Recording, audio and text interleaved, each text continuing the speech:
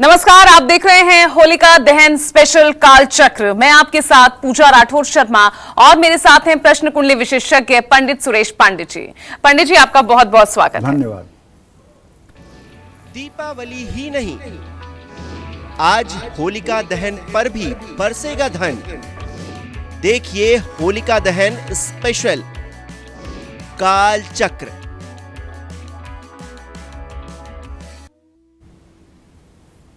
जी हां, आज है होलिका दहन। क्या इस बार होलिका दहन पर भद्रा का साया है? क्या है इस बार होलिका दहन का मुहूर्त? साथ ही इस बार होलिका दहन पर कौन से उपाय दूर करेंगे आपका हर कष्ट और दरिद्रता, बढ़ाएंगे आपका सुख और समृद्धि और बनाएंगे आपको मालामाल। आज होलिका दहन स्पेशल काल चक्र जरूर देखिएगा, क्योंकि ये मौका फिर नहीं आएगा। इसके अलावा अगर आपके जहन में कोई सवाल है, आप हमसे बात कर सकते हैं, फोन कर सकते हैं। नंबर नोट कीजिए 0120-665-2411। तो चलिए अपनी चर्चा को शुरू करें, उससे पहले जान लेते हैं आज का शुभ मुहूर्त। तो पंडित जी, आज का शुभ मुहूर्त मैं चाहूंगी आप दर्शकों को बताइए। 24 मार्च 2024 दिन रविवार, फाल्गुन शुक्ल पक्ष की चतुर्दशी तिथि सुबह 9:54 तक। इसके बाद पूर्णिमा तिथि शुरू हो जाएगी। सुबह 7:34 के बाद से इस समय उत्तरा फाल्गुनी नक्षत्र शुरू हो चुका है। गंड योग रात 8:34 तक। इसके बाद वृद्धि योग शुरू होगा। आज छोटी दीपावली यानी होलिका दहन है। आज सर्वार्थ सिद्ध योग बना हुआ है और आज के कुछ अशुभ मुहूर्त भी हैं। जैसे रविवार है तो राहु काल रहेगा शाम 4:30 बजे से 6 बजे तक, और भद्रा काल सुबह 9:54 पर शुरू होगा और रात 11:13 तक रहेगा। यमगंड काल की बात करें तो यमगंड काल दोपहर 12:27 से दोपहर 1:59 तक रहेगा। जय मां विंध्यवासिनी। ठीक है, और क्योंकि पंडित जी हम शुभ मुहूर्त बता रहे थे, तो शायद आपके मुझे लगता है कि बाय मिस्टेक वो शुभ छोटी होली है आज, छोटी दीपावली आपके गलती शायद निकल गया। निकल गया वो छोटी होली। तो शुभ मुहूर्त जो है छोटी होली का बहुत ही शुभ रहेगा और बहुत ही जरूरी है कि इस शुभ मुहूर्त में ही आप होली का दहन करें। चलिए प्रोग्राम में आगे बढ़ते हैं। और क्योंकि जैसा कि अपनी ओपनिंग में हमने आपको बताया था कि किस तरह से होलिका दहन पर भद्रा का साया है, तो है या नहीं, और अगर भद्रा साया है तो किस मुहूर्त में होलिका दहन किया जा सकता है, नहीं है तो क्या शुभ मुहूर्त होगा। तो पंडित जी मैं चाहूंगी आप सबसे पहले इस बारे में बताइए, कौन सा शुभ मुहूर्त है होलिका दहन का जो सटीक हो। देखिए, रात 11:13 तक भद्रा का साया है। आज होलिका दहन पर भद्रा का साया है। भद्रा काल को शुभ नहीं माना जाता है। आज सुबह 9:54 से रात 11:13 तक भद्रा का साया है। ऐसे में भद्रा काल समाप्त होने के बाद ही होलिका दहन किया जा सकता है। होलिका दहन का मुहूर्त आज रात मध्य रात्रि 11:15 से मध्य रात्रि 12:23 तक है। आज होलिका दहन पर भद्रा का साया है और क होली पर चंद्रग्रहण का साया है, लेकिन चंद्रग्रहण भारत में दिखाई नहीं दे रहा है। ऐसे में इसका सूतक काल भी मान्य नहीं होगा। कल सुबह 10:23 पर चंद्रग्रहण शुरू होगा और दोपहर 3:02 तक रहेगा। कल लगने वाला चंद्रग्रहण यूरोप, उत्तर और पूर्वी एशिया, उत्तरी अमेरिका, दक्षिणी अमेरिका, आर्कटिक और अंटार्कटिका में अधिकांश हिस्सों में दिखाई देगा। इस ग्रहण काल का न तो भारत पर कोई सूतक लगेगा और न ही भारत में ये ग्रहण दृश्य होगा। जय मां विंध्यवासिनी। तो चलिए अब आगे बढ़ रहे हैं। अब राशि अनुसार जानते हैं कि आखिर मेष राशि के लिए मां लक्ष्मी की कृपा पाने के लिए आज मेष राशि वालों को होलिका दहन पर कौन से उपाय करने चाहिए। तो चलिए सबसे पहले जानते हैं मेष राशि के लिए। बताइए पंडित जी, मेष राशि। देखिए, सबसे पहले तो मैं अपने सभी दर्शकों को बताना चाहूँगा, हिंदुस्तान में एक परंपरा है। वो परंपरा जो है वो सभी को ध्यान से सुनना चाहिए। वो परंपरा ये है कि जैसे आज रात में होलिका दहन है, तो आज शाम को सभी लोगों को चाहिए, स्त्री पुरुष बाल वृद्ध सभी को चाहिए कि थोड़ा सा काली सरसों का उबटन बना करके और सरसों के तेल से या उबटन से अपने हाथ और पैर को मल करके उसका जो मैल हो वो नीचे गिरा लें और उसे गाय के गोबर के अंदर रख करके और होली में डाल दें। ये बाल, वृद्ध, स्त्री, पुरुष सबके लिए है। अगर सरसों का उपटन आप नहीं पीस सकते हैं, नहीं बना सकते हैं, तो बेसन लेकर के उसमें थोड़ा सा तेल डाल करके उसको उपटन जैसा लेप बना लीजिए और उससे दोनों हाथ और दोनों पैरों को लगा करके पूरा उसको मल करके उसको छुड़ा लीजिए। उसकी जो मतलब कि गंदगी निकलेगी उसे आप आटे की लोई में या गाय के गोबर के बीच में रख करके उसे आप होली में डाल दें। आप किसी राशि के जातक हैं इससे कोई मतलब नहीं। अगर आप मनुष्य हैं तो आपके लिए ये कर्म करना अनिवार्य है। क्यों? क्योंकि ये जो आपकी मैल होलिका में जलेगी इससे आपका दुर्भाग्य जलेगा और आपके सौभाग्य का उदय होगा। हाँ, ध्यान ये भी रखना है कि होलिका में जैसे आप ये डालने जा रहे हैं तो होलिका में कुछ जलने वाली चीज़ भी ले जाकर आपको डालना चाहिए। जैसे 1-2 लकड़ी डाल देनी चाहिए, 2-4 उपले डाल देने चाहिए। इस तरह से कोई न कोई वस्तु होलिका में जलने के लिए भी डालनी चाहिए। ये बात भी ध्यान रखना चाहिए। और एक ही व्यक्ति जाकर के परिवार के सभी सदस्यों का जो है वो सभी सदस्यों का जो निकला हुआ बेसन का या उपटन का मैल है उसे एक ही व्यक्ति जाकर के डाल सकता है। उसके लिए ज़रूरी नहीं है परिवार के हर सदस्य को होलिका दहन तक जाना पड़े। तो इस बात का ध्यान रखिएगा। अब रही बात मेष राशि के जातकों की। मेष राशि के जातक पूर्व या दक्षिण पूर्व दिशा की ओर जहाँ होलिका जलेगी वहाँ खड़े होकर के होलिका में सामग्री डालें।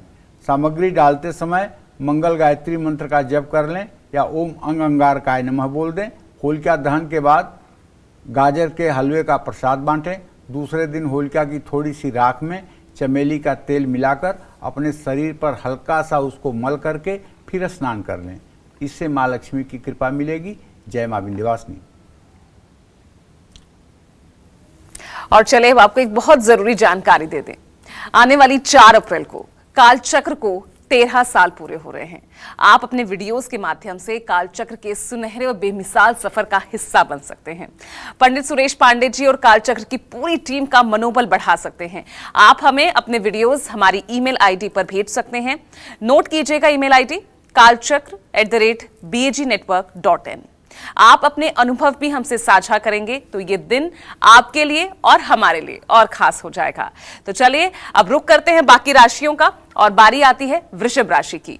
तो मां लक्ष्मी की कृपा पाने के लिए आज वृषभ राशि वालों को होलिका दहन पर कौन से उपाय करने चाहिए, आइए जानते हैं। पंडित जी, वृषभ राशि के लिए क्या कहेंगे? देखिए, यदि आपकी वृषभ राशि है और आप होलिका के सन्निकट जा रहे हैं, होलिका दहन के पूर्व आप पहुंच रहे हैं या होलिका दहन के समय आप पहुंच रहे हैं, तो आपको चाहिए कि साउथ ईस्ट दक्षिण पूर्व दिशा की ओर खड़े होकर के होलिका में आप जो भी सामग्री ले गए हैं, वो चाहे लकड़ी हो, चाहे उपला हो, चाहे वो घर के लोगों के द्वारा बेसन या उपटन की मैल हो, ये सब सामग्री आपको डालना चाहिए। नमः शिवाय भी बोलना चाहिए। शिव गायत्री मंत्र का जप हो सके तो कर लेना चाहिए। और होली के दिन सुबह सफ़ेद कपड़े में 11 चुटकी होलिका दहन की राख और एक चांदी का सिक्का बांधकर अपनी तिजोरी में रख लेना चाहिए। इससे भी धन में वृद्धि होती है और लक्ष्मी का वास होता है। जय मां विंध्यवासिनी। और चलिए इस बीच हमारे साथ कालचक्र दर्शक भी जुड़ गए हैं। बिहार से विनय जुड़े हैं हमारे साथ। विनय जी, सवाल पूछिए। प्रणाम पंडित जी। हाँ, सदा सुखी रहिए। पंडित जी, मेरा नाम विनय है। मैं आपसे एक बार और पूछा था आपने जमीन के बारे में, तो जमीन घरारी के बारे में, तो वो जमीन का तो नाप ही हो चुका है, कितना हमें निकला वो भी पता चल गया है, लेकिन रजिस्ट्री नहीं हुआ है। ये रजिस्ट्री कब तक होगा, थोड़ा आप बतलाते हैं। देखिए, शुक्र और सूर्य की स्थिति आपके प्रश्न काल में द्वितीय द्वादश की स्थिति में है। रजिस्ट्री होने में अभी थोड़ा समय लग सकता है, 1 से 1.5 महीने भी लग सकते हैं। मई तक ये आपकी रजिस्ट्री हो जानी चाहिए। इसके लिए आपको चाहिए कि 10 बार हनुमान चालीसा का पाठ मंगलवार को करके और किसी हनुमान मंदिर में लड्डू और तुलसी के पत्ते का भोग लगाइए और हनुमान जी से प्रार्थना करिए कि आपके कार्य में जो अवरोध आ रहा है वो उनकी कृपा से ठीक हो। हनुमान जी की उपासना से ये चीज़ें ठीक हो जाएंगी। जय माँ विंध्यवासिनी। चलिए, शुक्रिया विनय कॉल करने के लिए और अपनी इस खास चर्चा को आगे बढ़ाते हैं। और अब बात करते हैं होलिका दहन में चढ़ाई जाने वाली पूजा सामग्री की। तो पंडित जी, मैं जानना चाहूंगी कि होलिका दहन के वक्त जो पूजा सामग्री चढ़ाई जाती है उसका क्या महत्व है, क्या है? देखो, मैंने बताया ना कि होलिका दहन में पहली बात तो ये समझो कि जब हिरण्याकश्यप सारे उपाय करके थक गया और प्रहलाद को नहीं मार सका, हाथियों से कुचलवाया, पहाड़ से गिरवाया, क्या क्या नहीं किया उसने प्रहलाद के साथ, ठीक है। प्रहलाद ने पहले उसको जाकर के पिताश्री कहा, पिताश्री प्रणाम। तो उन्होंने पूछा कि क्या हाल चाल है? तो उन्होंने कहा श्री नारायण की कृपा है। ये नारायण कौन है? अरे वो मेरे प्रभु हैं, अखिल कोटि ब्रह्मांड के नायक हैं। चुप रहो, ये नारायण नारायण कुछ नहीं होता। तो तुरंत प्रहलाद की भाषा शैली बदल गई। ऐ दैत्यराज, सावधान, मेरे प्रभु के विरुद्ध अगर कुछ बोलने की साहस की तो ठीक नहीं होगा। मतलब पिता को 1 सेकेंड के अंदर भाषा शैली भक्तराज की बदल गई, दैत्यराज से संबोधित किया।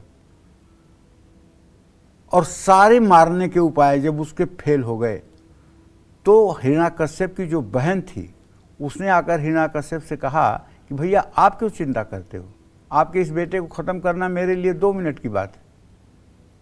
मुझे इंद्र ने एक चादर दी है जिसे मैं ओढ़ लूं तो चाहे जितनी अग्नि हो मैं जल ही नहीं सकती हूँ।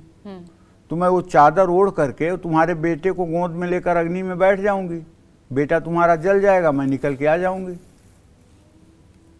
खूब बड़ी चिता लगाई गई जिसको आज होली कहते हैं, और उसमें वो प्रहलाद को लेकर के गई और उसने अपने ऊपर चद्दर डाल लिया।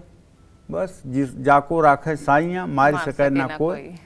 ऐसी हवा चली कि उसकी चादर उड़ करके प्रहलाद के ऊपर आ गई और वो बिना चादर के हो गई, प्रहलाद चादर से युक्त हो गए। होलिका जली, प्रहलाद सुरक्षित निकल आए और होलिका जल के राख हो गई, जिसे हम होलिका दहन कहते हैं। हाँ, तो ये एक बहुत बड़े भागवतिक संत के विजय का पर्व है। इसीलिए हम अपने सभी दर्शकों से कहते हैं कि होली के दिन किसी तरह का हुड़दंग नहीं होना चाहिए, किसी तरह का नशा नहीं करना चाहिए, किसी तरह का किसी प्रकार का एडिक्शन नहीं करना चाहिए। भांग, गांजा, बीड़ी, सिगरेट, मतलब गंदी नशा जो भी है उसे होली के दिन ना करें। कुछ लोग कहते हैं अरे होली साल में 1 दिन आती है, 1 दिन पी लिया तो क्या हो गया। अरे 1 दिन क्यों पी ले रहे हो? दोस्त ने कहा तो पी ले रहे हैं। अरे हमें भी दोस्त मान लो। हम हाथ जोड़ करके आपसे कह रहे हैं कि आप होली के दिन कोई नशा न करिए, किसी तरह का कोई अशुभ अमांगलिक कार्य मत करिए।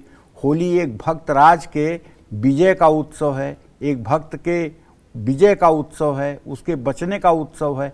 उसको हरि कीर्तन करके मनाइए, उसको लोगों को गुजिया खिला के मनाइए, मिठाई खिला के मनाइए, गले लगकर मिलाइए, अबीर गुलाल लगा कर मिलाइए। उसका काम यही थोड़ी है कि कीचड़ पोतना, कालिख पोतना, और नाली में गिरना, नाली में गिराना, नशा करना, उसका ये थोड़ी परिणाम है। अगर ये सब आप कर रहे हैं तो इसका मतलब आप हिरण्याकश्यप के परिवार के हैं कि होली जल गई है, आप दुख में ये मार काट कर रहे हैं। अगर आप राक्षस परिवार हिरण्याकश्यप के संतान हैं तो ये सब आप कर लीजिए, लेकिन यदि आप प्रहलाद के ग्रुप के हैं तो आपको कतई ये सब कुछ नहीं करना चाहिए। आपको एकदम शांतिपूर्वक, शुचिता, पवित्रता से, हर्ष और उल्लास के साथ ये होली का पर्व मनाना चाहिए। ऐसे मनाना चाहिए कि जैसे विवाहोत्सव है। अपने घर सभी आगंतुकों का स्वागत करना चाहिए, यथासंभव जो भी हो सके सेवा करनी चाहिए, और कभी भूल करके भी किसी को धोखे में भांग नहीं खिलानी चाहिए, धोखे में कोई नशा नहीं कराना चाहिए। कुछ लोग कहते हैं अरे शंकर जी भी तो नशा करते थे, शंकर जी तो भांग पीते थे, शंकर जी भी तो नशा करते थे। पूछो, शंकर जी ने तो पूरे समुद्र का जहर पी लिया था जी। तुम पियोगे जहर? शंकर जी बन रहे हो ना, पियो जहर। बिल्कुल। शंकर जी ने तो पूरे गंगा को अपने जटा में धारण कर लिया था, 6 महीने जटा में घुमाया गंगा जी को। तुम गंगा जी को रोक पाओगे? शंकर जी बनने चले हो? तो कहने का मतलब यह है कि उल्टे उल जलूल तर्क दे करके और हम पतित न हों, पतन के रास्ते पर न जाएं। हम मनुष्य हैं, हमें संयम नियम से रहना चाहिए। और एक इतने बड़े भागवत भक्त का विजय है, प्रहलाद की विजय है, प्रहलाद की जीवन की रक्षा हुई है, इसे हमें बहुत ही शांति और सौम्यता के साथ इस पर्व को मनाना चाहिए। इस पर्व में किसी तरह का हुड़दंग या किसी तरह का नशा या किसी तरह का एडिक्शन बिल्कुल नहीं होना चाहिए और परिवार में एकदम खुशी का माहौल होना चाहिए। होलिका दहन के अनुष्ठान में अगर चंदन की लकड़ी अर्पित की जाए तो घर में सुख समृद्धि आती है। होलिका दहन के अनुष्ठान में उपले अर्पित करने से घर की नकारात्मक ऊर्जा दूर होती है और क्लेश कम होता है। ऐसा करने से परिवार के सदस्यों में प्रेम बढ़ता है। होलिका दहन में कपूर डालने से पितर प्रसन्न होते हैं, पितृदोष के बुरे प्रभाव कम होते हैं, घर में नकारात्मक ऊर्जा दूर होती है और घर में सुख शांति रहती है। होलिका दहन में पान का पत्ता और लौंग चढ़ाई जाए तो परिवार रोग और शोक से मुक्त होता है। होलिका दहन में उम्बी, गोबर के बने बड़कुले, नारियल और नाड़ा अर्पित किया जाता है। उम्बी एक नए धान का प्रतीक है। इस समय गेहूं की फसल कटती है। ईश्वर को धन्यवाद देने के उद्देश्य से उम्बी होलिका दहन में अर्पित की जाती है। उम्बी का भोग अग्निदेव को प्रसाद रूप में लगाया जाता है। होलिका दहन में गेहूं की बालियां डाली जाएं तो मां अन्नपूर्णा की कृपा होती है। होलिका दहन में काले तिल डाले जाएं तो हर कष्ट से मुक्ति मिलती है। होलिका दहन का अनुष्ठान करते समय नारियल चढ़ाने से शारीरिक कष्टों में आराम मिलता है। होलिका दहन के अनुष्ठान में हरे चने अर्पित करने से मां लक्ष्मी की कृपा प्राप्त होती है। नौकरी और कारोबार में तरक्की होती है। संतान पर आए कष्ट कम होते हैं। होलिका दहन में गन्ना अर्पित करने से मां लक्ष्मी का आशीर्वाद मिलता है और हर काम में सफलता मिलती है। सभी आहुतियां डालने के बाद 7 परिक्रमा होली की जरूर करनी चाहिए। जय मां विंध्यवासिनी। और चलिए अब आगे बढ़ रहे हैं और अब जानते हैं मिथुन राशि के लिए आखिर मां लक्ष्मी की कृपा पाने के लिए मिथुन राशि वालों को होलिका दहन पर कौन से वो अचूक उपाय करने होंगे। पंडित जी क्या कहेंगे, मिथुन राशि के लिए कौन से उपाय करें? देखिए, मिथुन राशि के जातकों को बताना चाहूँगा कि होलिका दहन के स्थान पर आपको जाना चाहिए। अगर आप जा रहे हैं तो वहाँ पश्चिम या दक्षिण पश्चिम दिशा की ओर आप खड़े हो जाइए और होलिका दहन में जो भी सामग्री आपके पास है उसमें होलिका में आप डाल दीजिए। सामग्री डालते समय ओम ऐं ह्रीं क्लीं चामुंडाय विच्चे नमः, अगर ये मंत्र आपको याद रहे तो बोल दीजिएगा और न याद रहे तो केवल आप नमः शिवाय बोल दीजिएगा, राम राम बोल दीजिएगा, राधा राधा बोल दीजिएगा, कृष्ण कृष्ण बोल दीजिएगा, किसी भगवान का नाम बोल दीजिएगा। होलिका दहन के बाद मूंग की दाल का हलवा लोगों में बंटवाना चाहिए। होली के दिन सुबह माने कल हरे रंग के कपड़े में 3 चुटकी होलिका दहन की राख के साथ 3 हकीक पत्थर अगर मिल जाएं तो उसे बांधकर तिजोरी में रखने से धन वैभव की वृद्धि होती है। ऐसा हमारे शास्त्रों की मान्यता है। जय मां विंध्यवासिनी। चलिए इस बीच एक और कालचक्र दर्शक हमारे साथ जुड़ गए हैं। इंदौर से विवेक है फोन लाइन पर। विवेक जी सवाल पूछिए। हेलो। हाँ बोलिए। पंडित जी, मां विंध्यवासिनी नमस्कार। हाँ नमस्कार। मैं आपका कार्यक्रम करीब 13 साल से देख रहा हूँ और 13 वर्ष होने पे आपको बहुत बहुत धन्यवाद पंडित जी। मैं अपना वीडियो जरूर भेजूंगा और आपके जैसे महान पंडित जी मैंने अपने जीवन में आज तक नहीं देखे हैं। पंडित जी, बहुत सटीक जानकारी आपके कार्यक्रम से मिलती है। सभी काल चक्र के सभी को धन्यवाद। मेरा प्रश्न ये है पंडित जी कि मेरे बेटे का जन्म नाम विवेक सुपेकर है। उसकी डेट ऑफ बर्थ है 26 अप्रैल 2001 जी, शाम को 8:32 पे हुआ है।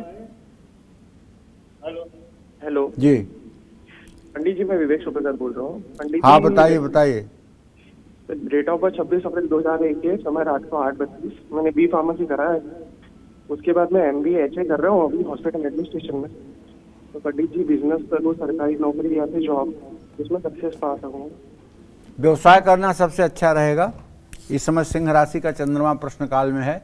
ऐसे लोग अगर व्यवसाय करें तो व्यवसाय में सफलता मिलती है और व्यवसाय में 100% सफलता मिलती है। व्यवसाय सूझबूझ करके अच्छे स्थान पर शुरू करना चाहिए। जय मां विंध्यवासिनी। चलिए विवेक जी, बहुत बहुत शुक्रिया हमसे बात करने के लिए, और लगातार इसी तरह हमारे साथ जुड़े रहेंगे तो कालचक्र दिनों दिन और इसी तरह से तरक्की करता रहेगा और 13 साल के 130 साल भी यहाँ पर पूरे होंगे। चलिए आगे बढ़ रहे हैं, क्योंकि एक जरूरी और खास जानकारी अब आपको बता दें। 4 अप्रैल, जी हाँ, 4 अप्रैल को कालचक्र को 13 साल पूरे हो रहे हैं और आप अपने वीडियोस के माध्यम से कालचक्र के इस सुनहरे और बेमिसाल सफर का हिस्सा बन सकते हैं। पंडित सुरेश पांडे जी और कालचक्र की पूरी टीम का मनोबल बढ़ा सकते हैं। आप हमें अपने वीडियोस हमारी ईमेल आईडी पर भेज सकते हैं। नोट कीजिएगा हमारी ईमेल आईडी kalchakra@bagnetwork.in। आप अपने अनुभव भी हमसे साझा करें तो ये दिन आपके लिए और हमारे लिए और खास हो जाएगा। तो चलिए अब आगे बढ़ रहे हैं और रुक करते हैं वापस राशियों का। बारी आती है कर्क राशि की। तो मां लक्ष्मी की कृपा पाने के लिए आज कर्क राशि वालों को होलिका दहन पर क्या उपाय करने चाहिए, बताइए पंडित जी कर्क राशि के लिए। देखिए, कर्क राशि के जातकों को बताना चाहूँगा कि होलिका दहन के अवसर पर अगर आप होलिका के स्थान पर जा रहे हैं तो उत्तर या उत्तर पश्चिम दिशा की ओर खड़े हो जाइएगा और होलिका में सामग्री जो भी आपके पास है उसे डालिएगा। सामग्री डालते समय अगर हो सके तो 2-3 बार महामृत्युंजय मंत्र बोलिएगा। ओम त्र्यंबकम यजामहे सुगंधिम पुष्टिवर्धनम उर्वारुकमिव बंधनान् मृत्युर्मुक्षीय मामृतात्, ये महामृत्युंजय मंत्र बोलिएगा। और होलिका दहन के बाद चावल से बनी मिठाई आप बांटिएगा। होलिका के दिन सुबह सफ़ेद रंग के कपड़े में 7 चुटकी होलिका दहन की राख के साथ 7 गोमती चक्र बांधकर अपनी तिजोरी में रख लीजिएगा। इससे सभी प्रकार के दुर्भाग्य का दमन होगा और सौभाग्य का उदय होगा। जय मां विंध्यवासिनी। और चलिए इस बीच एक और कालचक्र दर्शक हमारे साथ जुड़ गए हैं। नोएडा से प्रदीप है फोन लाइन पर। प्रदीप जी सवाल पूछिए। पंडित जी। हाँ बोलिए। पंडित जी, मैं आपका 10-12 साल से मैं आपका प्रोग्राम देख रहा हूँ और मैं कोशिश भी तभी से कर रहा हूँ, लेकिन अभी तक पहली बार मेरा लगा फोन नंबर आपका। और मैं अपने बारे में और अपने मिसेज के बारे में और दोनों बच्चों के बारे में थोड़ा सा पता करना था। और मेरी तबीयत भी खराब रहती है उसके बारे में।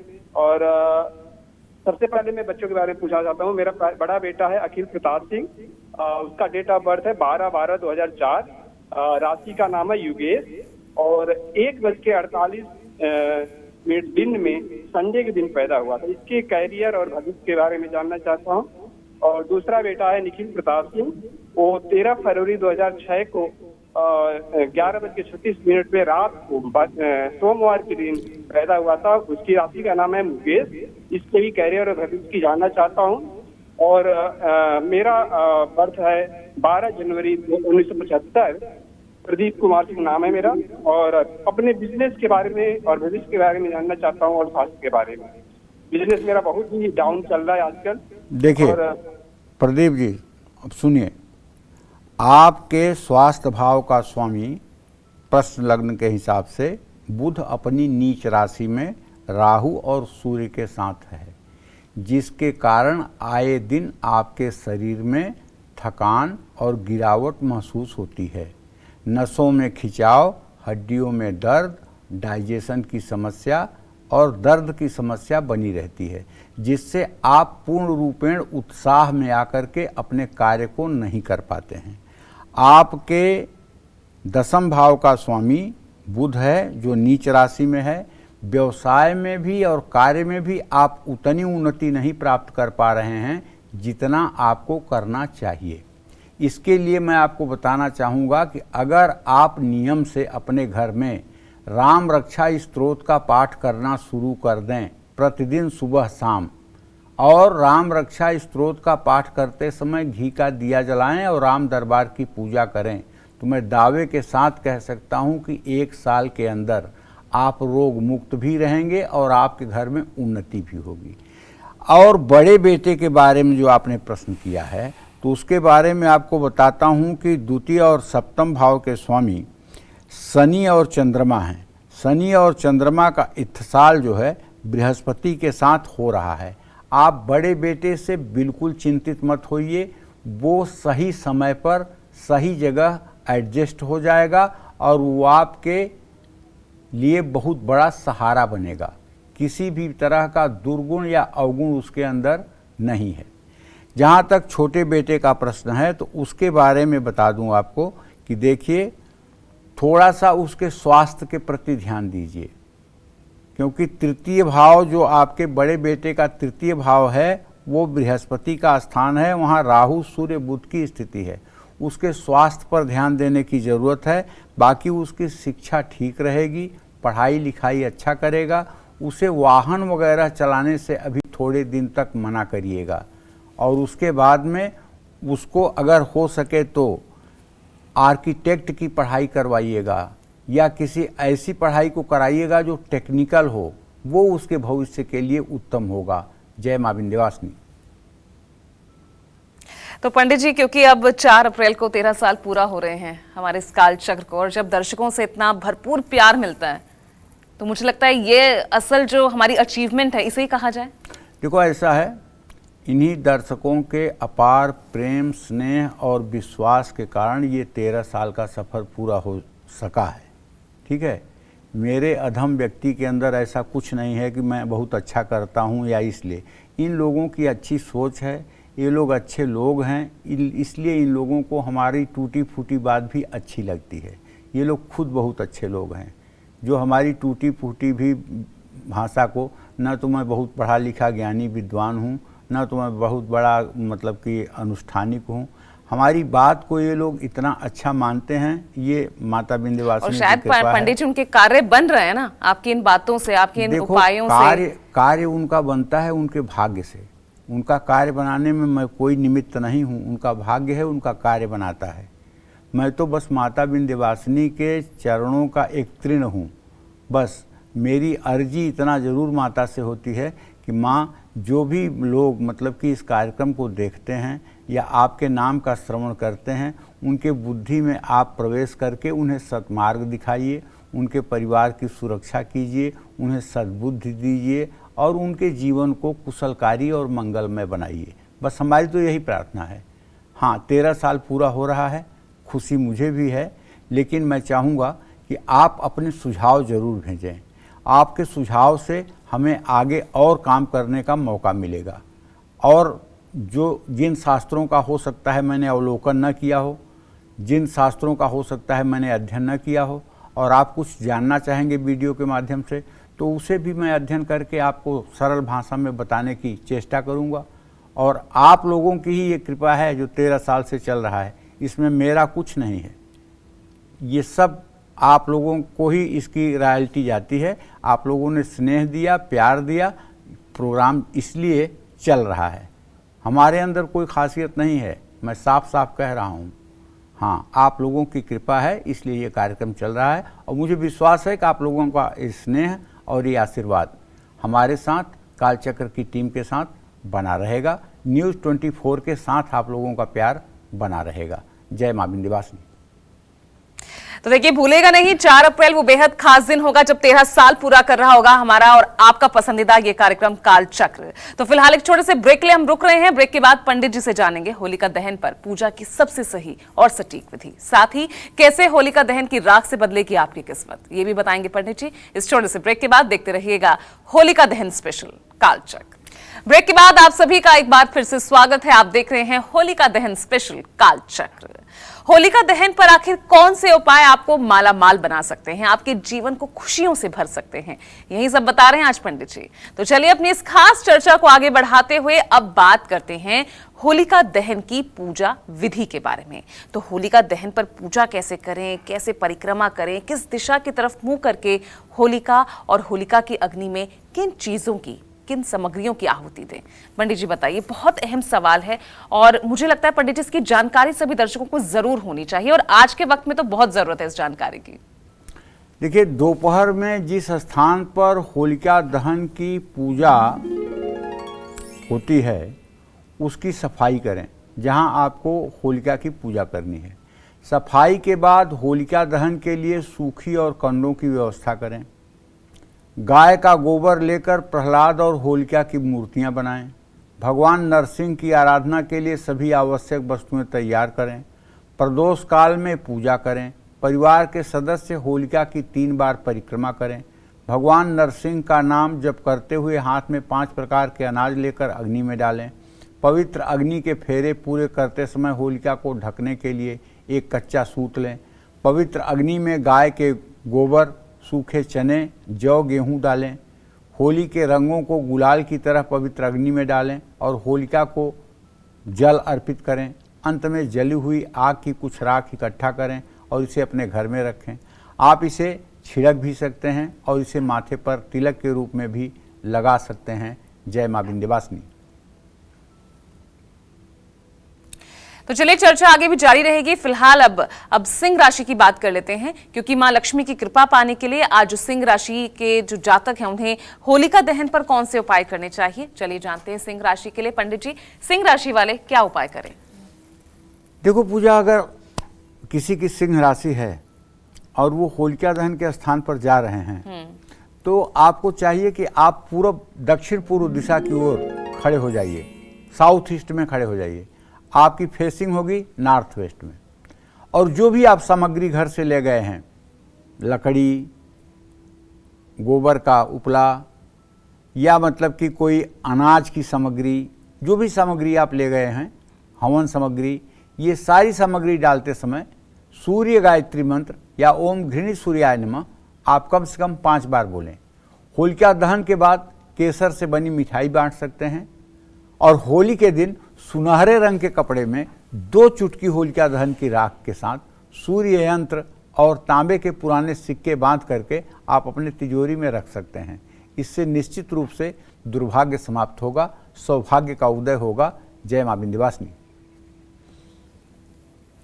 और चलिए एक बार फिर आपको बता दें, 4 अप्रैल भूलना नहीं है, क्योंकि 4 अप्रैल को काल चक्र को 13 साल पूरे हो रहे हैं। तो ऐसे में आपके लिए बेहद खास मौका है। आप अपने वीडियोस के माध्यम से काल चक्र के सुनहरे और बेमिसाल सफर का हिस्सा बनिए।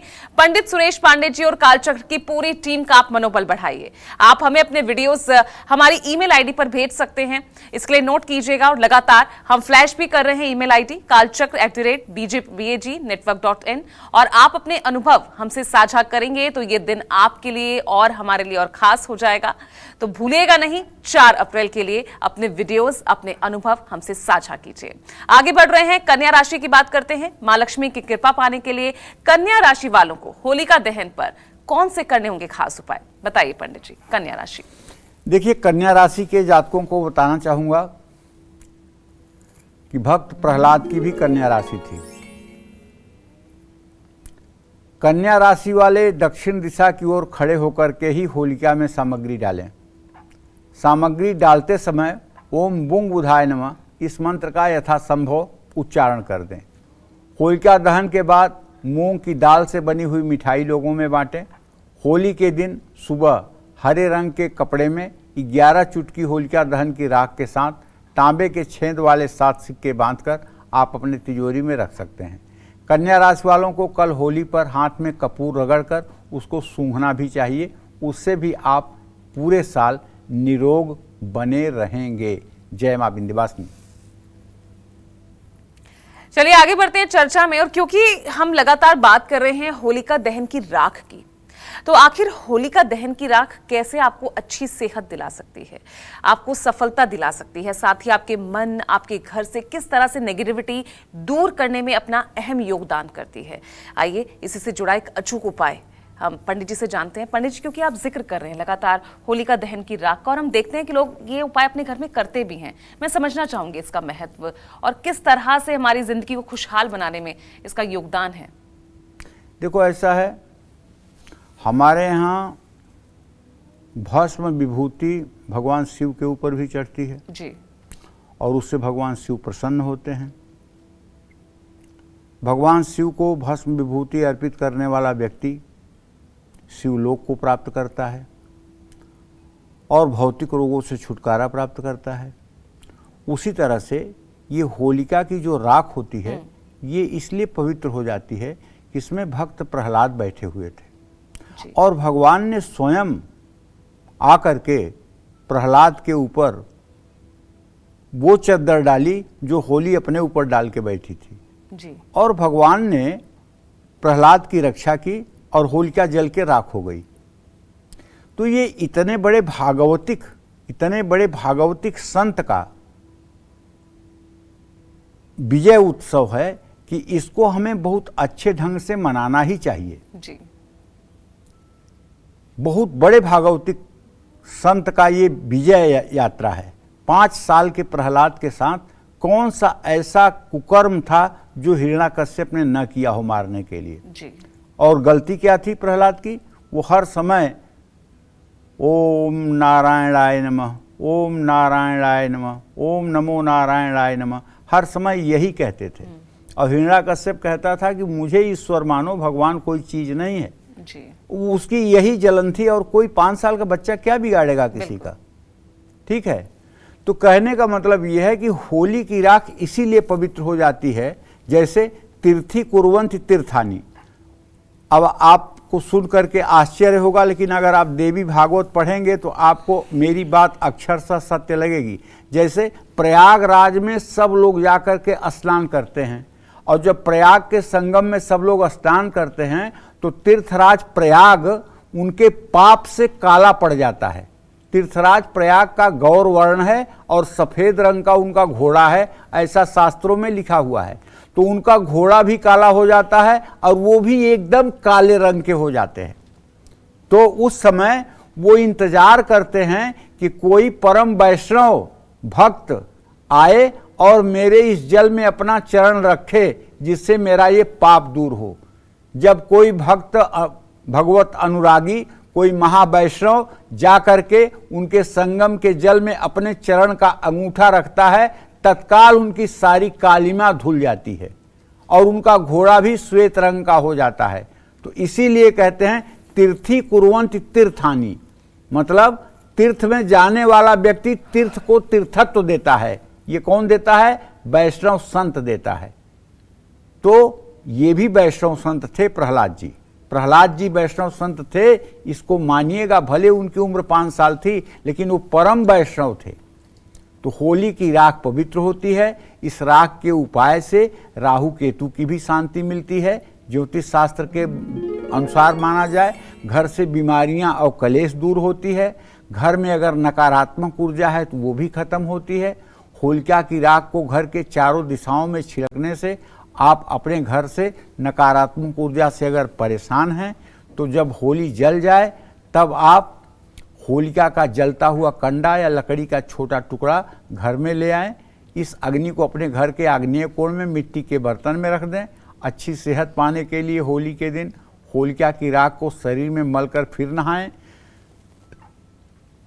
अगर आप बहुत दिनों से बीमारी से ग्रसित हैं और आपको 99 टेम्परेचर पर फीवर हर समय बना रहता है और ये 2-4 महीने हो गए हैं, ये बुखार आपका जा नहीं रहा है, तो होली आपके लिए वरदान है। जब होली की राख ठंडी हो जाए तो वहाँ से 7 चुटकी राख ले आइए और अपने शरीर में उसको पूरा मल लीजिए और उसके बाद आप हल्के से गुनगुने पानी से नहा लीजिए। आप देखिए 1 दिन के इस उपाय से आपका ज्वर आपका पीछा छोड़ देगा और आप स्वस्थ हो जाएंगे। जीवन में सफलता पाने के लिए होलिका दहन की राख से हर दिन अगर आप अपने माथे पर तिलक करें तो इससे भी आपके भाग्य की वृद्धि होगी और आपके अंदर सद्विचार उदय होंगे। आपके दूषित विचार खत्म हो जाएंगे। तो होलिका दहन की राख से तिलक करना सौभाग्य का लक्षण है। आपको अगर अनजाना कोई भय सताता है तो आज शाम को होलिका में एक सूखा जटा वाला नारियल, काला तिल और पीली सरसों, ये आप होली में डाल के आइए। अगर किसी अनजाने भय से आप हर समय परेशान रहते हैं तो आप ये करके आइए। निश्चित रूप से इस होलिका के बाद आपका वो अज्ञात भय समाप्त हो जाएगा। जय मां विंध्यवासिनी। आगे बढ़ रहे हैं और अब बारी आती है तुला राशि की। तो मां लक्ष्मी की कृपा पाने के लिए आज तुला राशि वालों को होलिका दहन के मौके पर कौन से उपाय करने होंगे, आइए जानते हैं। पंडित जी, तुला राशि वाले क्या उपाय करें आज? देखिए, तुला राशि के जातकों को बताना चाहूँगा, यदि आप होलिका दहन के स्थल पर पहुँचने में सक्षम हैं, पहुँच रहे हैं, तो पश्चिम दिशा की ओर मुँह करके आप खड़े होइए और होलिका में जो भी आपके पास उपलब्ध सामग्री है वो डालिए। सामग्री डालते हुए जितना संभव हो भगवान शिव का स्मरण करिए, ओम नमः शिवाय मंत्र का जप करिए। होलिका दहन के बाद नारियल से बनी मिठाई बांटिए। होलिका के दिन सुबह क्रीम रंग के कपड़े में 7 चुटकी होलिका दहन की राख के साथ 7 पीली कौड़ियाँ बांधकर अपने तिजोरी में रख लीजिए।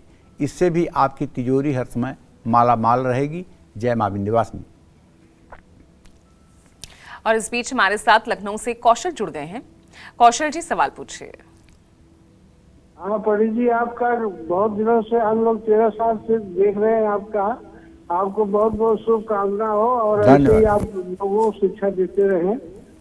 बड़ी खुशी है। और एक प्रश्न है पंडित जी। 12 जनवरी 1992 10:10 कौशल नाम है जी। कौशलेंद्र दुबे जी। तो इसको एक लड़का के बारे में पूछा, लड़का होगा कि नहीं? 2 लड़कियां हैं और दुनिया भर में झगड़ा लड़ाई होता है। क्या है इसका उपाय बताइए जरा। बहुत बड़ी देखिए, वैसे तो आज के ज़माने में मैं आपसे विनम्रता से कहना चाहूँगा, लड़के और लड़की में कोई अंतर नहीं है। आज के युग में लड़कियां भी हवाई जहाज़ उड़ा रही हैं, लड़कियां भी सेना में जा रही हैं और लड़कियां दाह संस्कार भी कर रही हैं, चिता को अग्नि भी दे रही हैं। तो कहने का मतलब आज के युग में लड़का और लड़की में भेद करना उचित नहीं है। लेकिन जहाँ तक आपने प्रश्न पूछा है तो मैं दावे के साथ कह रहा हूँ, पुत्र प्राप्ति अवश्य होगी, इसमें कोई दो राय नहीं है।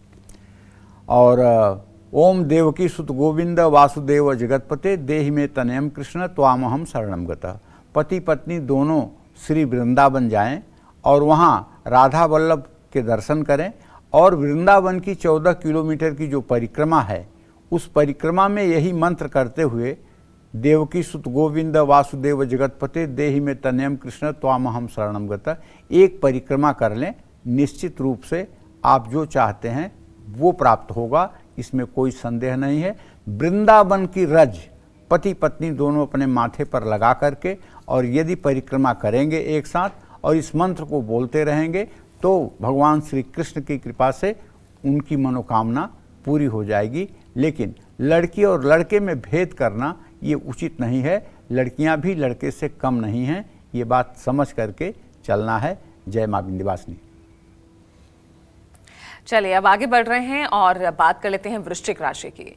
तो मां लक्ष्मी की कृपा पाने के लिए आज वृश्चिक राशि वालों को होलिका दहन पर कौन से उपाय करने चाहिए, चलिए जानते हैं पंडित जी से। पंडित जी, वृश्चिक राशि।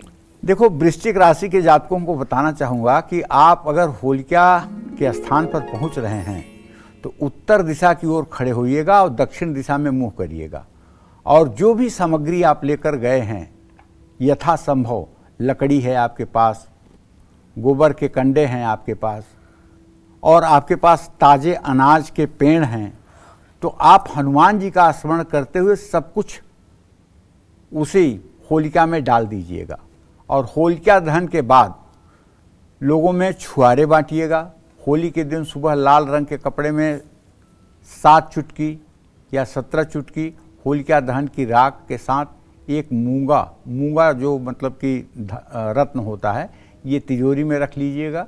वृश्चिक राशि वाले सिर ढककर या पगड़ी पहनकर होली खेलें। लाल गुलाल अपने सहपाठियों, सहकर्मियों और कारोबारी मित्रों को लगाएं। इससे आपकी होली में रंग आ जाएगा। जय मां विंध्यवासिनी।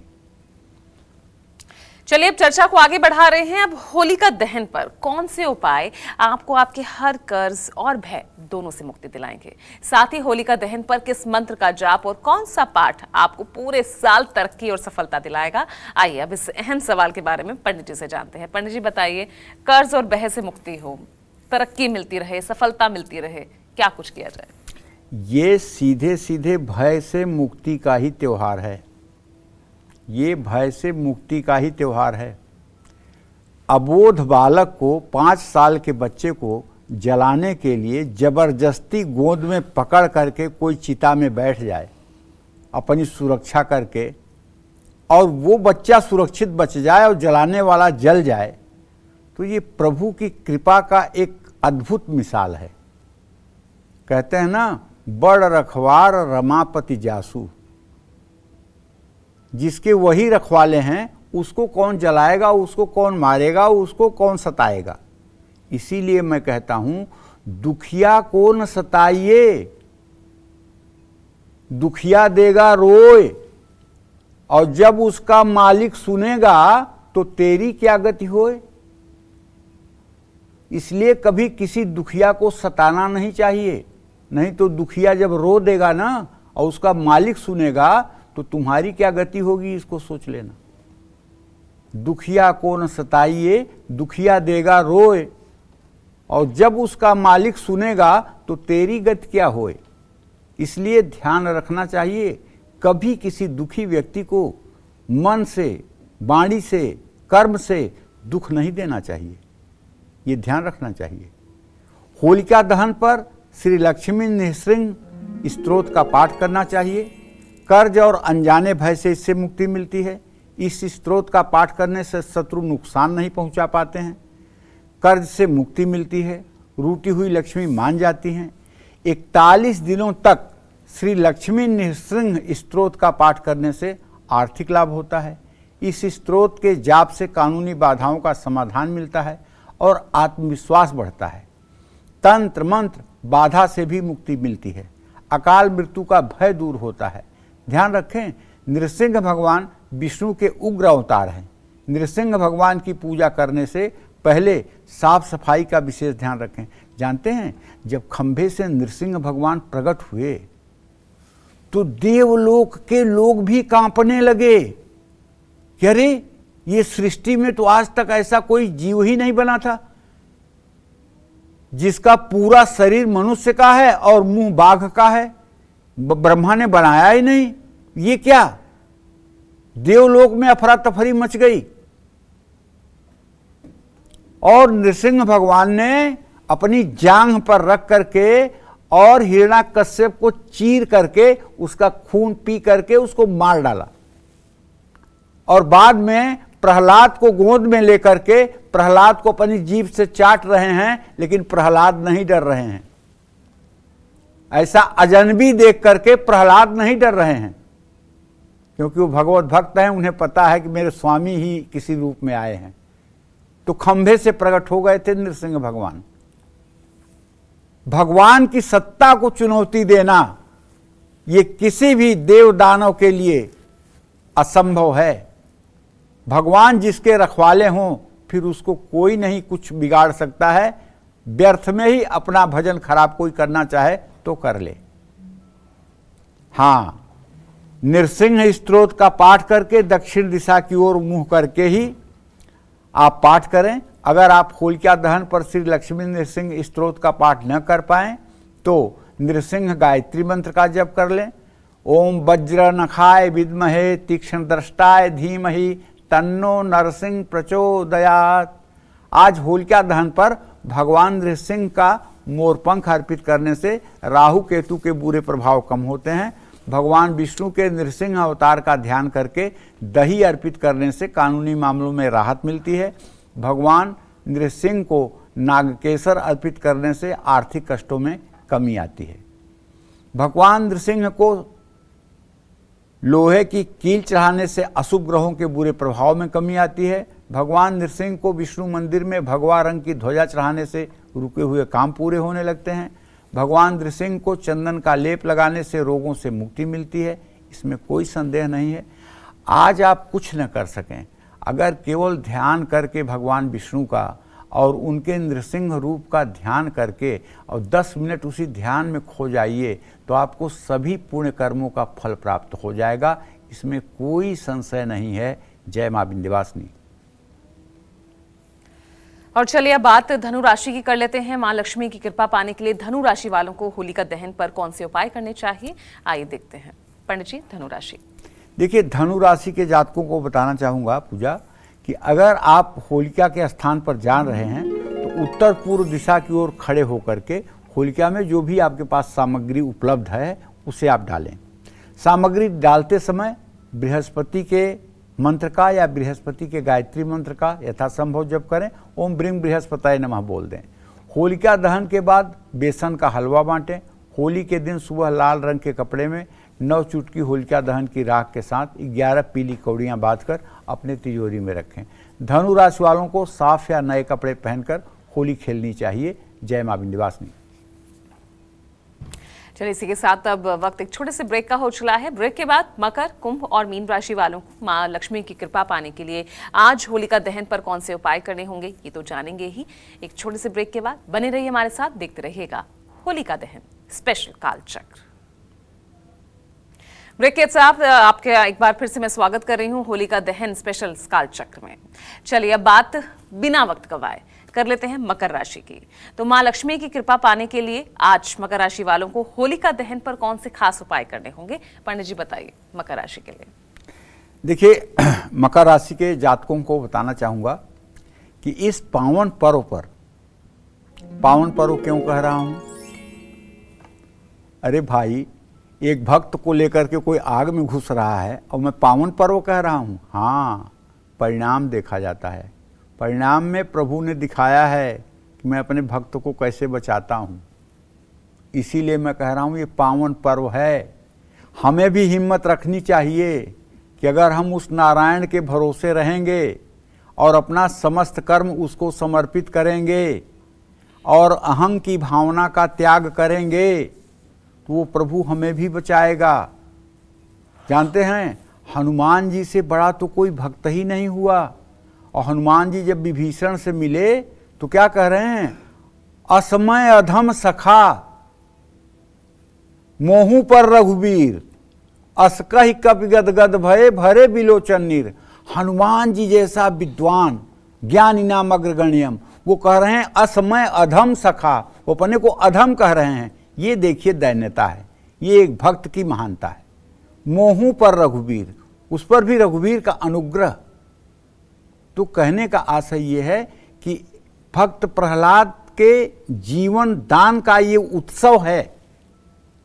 तो आप अगर मकर राशि के हैं तो पश्चिम या दक्षिण दिशा की ओर होलिका के खड़े होकर के होलिका की सामग्री डालें, अपने मन में भगवान विष्णु का स्मरण करें, शनि के मंत्रों का जप करें और होलिका दहन के बाद उड़द की दाल के बड़े या इमरती बना करके लोगों में बांटें। होली के दिन सुबह नीले रंग के कपड़े में 11 चुटकी होलिका दहन की राख संकलित करें और उसमें थोड़ा सा एक लोहे की कील बांध करके अपनी तिजोरी में रखें। इससे नज़र और हाय से आप बचे रहेंगे। अपने साथ नया रुमाल रखें। जामुनी गुलाल अपने कारोबारी मित्रों को लगाएं, इससे आपको लाभ मिलेगा। जय मां विंध्यवासिनी। चलिए, इस बीच हमारे साथ एक और कालचक्र दर्शक जुड़ गई हैं। अजमेर से रेनू है फोन लाइन पर। रेनू जी, सवाल पूछिए।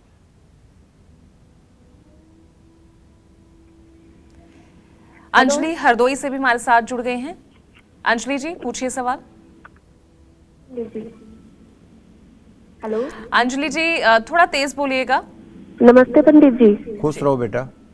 जी, मैं शिखा बोल रही हूँ हरदोई से। मेरी डेट ऑफ बर्थ है 25 सितंबर 1995, सुबह 4:45। जी, मुझे जानना है मैं बीमारियों से कैसे मुक्ति पा पाऊंगी। बहुत दिन से मैं बीमार चल रही हूँ और मैंने बीटीसी किया हुआ है। 5 साल हो गया पंडित जी वेट करते हुए, अभी भी वैकेंसी नहीं आई है। कब वैकेंसी आएगी, कब मेरी जॉब लगेगी?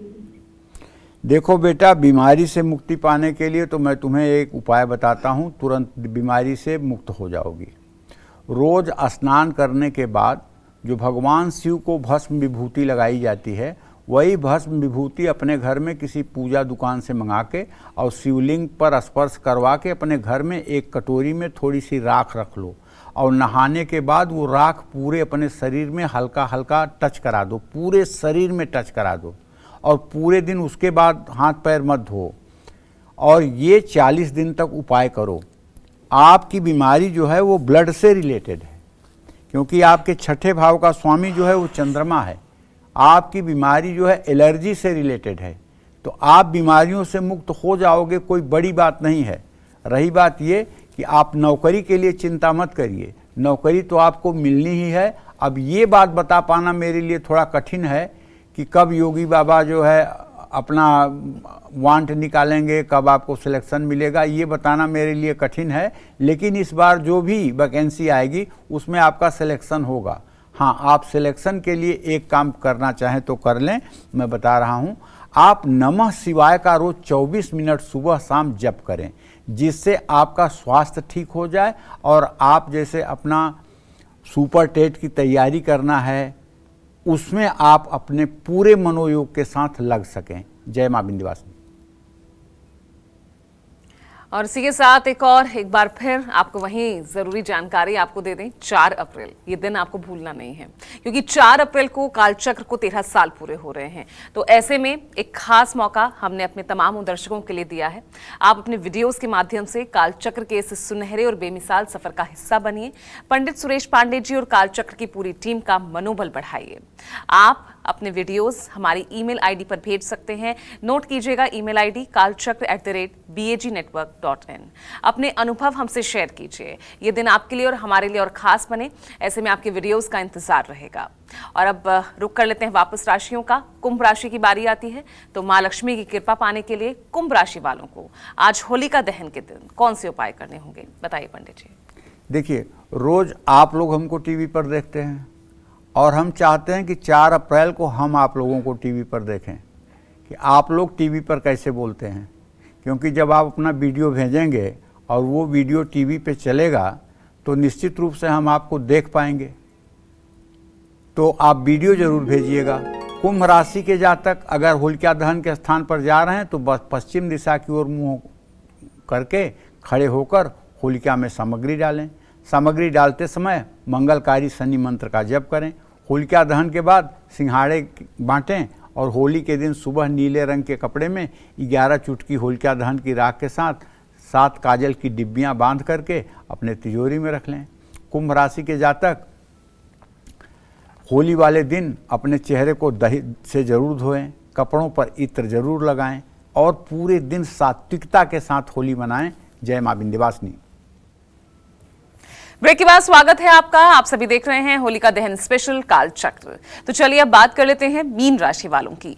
मां लक्ष्मी की कृपा पाने के लिए आज मीन राशि वालों को होलिका दहन पर कौन से खास उपाय करने चाहिए, चलिए पंडित जी से जानते हैं। पंडित जी बताइए मीन राशि के लिए। देखिए, अगर आपकी मीन राशि है और होलिका दहन के पावन अवसर पर आप होलिका के स्थान तक जाने का शुभ अवसर प्राप्त कर पा रहे हैं, तो आप होलिका के स्थान पर जाइए। वहाँ उत्तर पूर्व दिशा की ओर खड़े होकर के और जो भी सामग्री आप अपने साथ घर से ले गए हैं उसे आप होली में डालिए। सामग्री डालते समय ओम ग्रांग ग्रींग ग्रौंग शह गुरुवे नमः या ओम गुंग गुरुवे नमः इस मंत्र को 3 बार बोल करके छोड़ दीजिए। और होलिका दहन के बाद छोटे बच्चों में, लोगों में, बंदरों में केले बांटिए। होली के दिन सुबह पीले रंग के कपड़े में 7 चुटकी होलिका दहन की राख के साथ 7 तांबे के सिक्के 11 कौड़ियाँ बांधकर आप अपने तिजोरी में 1 साल के लिए रख लीजिए।